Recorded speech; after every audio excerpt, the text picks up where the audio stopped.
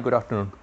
So since we exceeded our meeting limit today, so I could not take questions. So I got questions from other teachers offline. So I'm just sharing to everyone's for their information. So first is that why any student will go for premium, because see everything depends on premium, right? So any student will have option to view the videos for free. So why they will go for premium? So the reason for this is that in our country or anywhere, parents as well as students, they don't compromise on education, right? You will have plenty of information in the internet for free, but still you go to school because you want proper education. And our platform is going to provide proper education to the students who subscribe, who go for premium. They will have teachers to guide them. They will have structured uh, curriculum in the platform. Of course, not going to be exactly like school, but in a way it's going to be better than school. Or maybe for some students, maybe it's not better than school. It's up to the perspective of students and their parents. But we'll try to make this whole platform so that for students it's going to be better than school. So for parents and students, they spend like 2 lakhs 3 lakhs in schools, but here they can spend only 1000 per month to get this school type of education, right? Now second question is, how can teachers get students in their account? So there's not much effort. See, in the overall program, most of the things is going to be automated. So we won't keep a lot of manual tracking and the manual effort by people. So for this, for teachers to get the students, going to be very easy, because we will have a lot of contents and the branding for digital marketing. The teachers just need to spread them in their social media. Every teacher will have a code. Okay, and we will make it mandatory for the student to register using a teacher code. Any student cannot register without a teacher code. Same like any teacher cannot register without admin code. So every student will have to register through a teacher code. So when the teachers like circulate their code in the social media, so there will be a lot of students who would like to register, and they will use the code that they say in the social media. So like that, when the student register in the app, so the teachers will can see from their self-care portal that how many students has been onboarded. So without any like convincing, without talking to any students, just by circulating your code, you will get the students in your account, right? Third is that how one teacher is benefited when she teach students onboarded by other teachers. So I know this is quite tricky. Maybe everybody is still not clear how this whole things work. See, the thing is that in our pool, in the platform, there will be like 10,000 teachers, okay, or more than that. So the role, one of the role of teachers is to onboard the students. Every teacher will have around 100 of students in their account or more than that.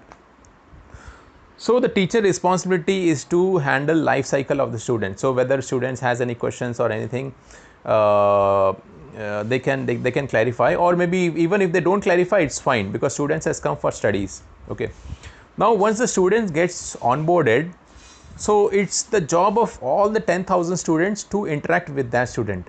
The job of all 10,000 teachers to interact with that student. It's not the only teacher who brought the students will teach. When any student gets onboarded, so he can get guidance from any of the teachers from the pool, that is any of the 10,000 teachers, right? So so if one teacher teaches the students of onboarded by other teachers, so similarly other teachers will teach the students onboarded by other teachers. So this is going to be a collaborative approach, and everybody will benefit in this whole ecosystem, right? And as I said, like the whole revenue model, so your revenue model depends on three factors, that is the number of students you have onboarded, your rating, and the number of calls you've attended. So it's going to be a very fair case. There won't be any kind of fraud that some teacher is not like has just bringing students, but she is not teaching anybody, so she can get revenue. It's not like that. You have to like be good in all these three factors. You have to bring on board students, you have to be a good teacher, which means your rating should be good, and you have to be available to interact with the students, right. So I'll explain all these things in the website, so you'll get more details. Now fourth is why teachers don't get 100% revenue generated from their students. So this see, we are trying to give maximum benefit to students, teachers, like that's why we have like we are giving 80%. In fact, in schools and all, in other model, even like Byju's or some other private companies, teachers don't get so much of salary. But our core principle is to work for teachers and students. That's why we are trying to give maximum benefit as possible to teachers. Now what about the remaining revenue? So 5% of the teachers revenue, which is like 4% of the total revenue, is goes to admin, right, because admin is also playing some role. Okay, so now remaining 16%, that is for platform, because I'll be running the platform. Now I have to like pay the fees for the cloud resources, because now it's quite expensive, right, it's not going to be easy. And I have to like even build the team to, like developers and all. Right now I am developing myself, but as the platform complexity grows, I'll need to hire more developers, engineers, and maybe we need to build one office. So but still we'll try to minimize that cost. So I'll try to manage everything within 16%.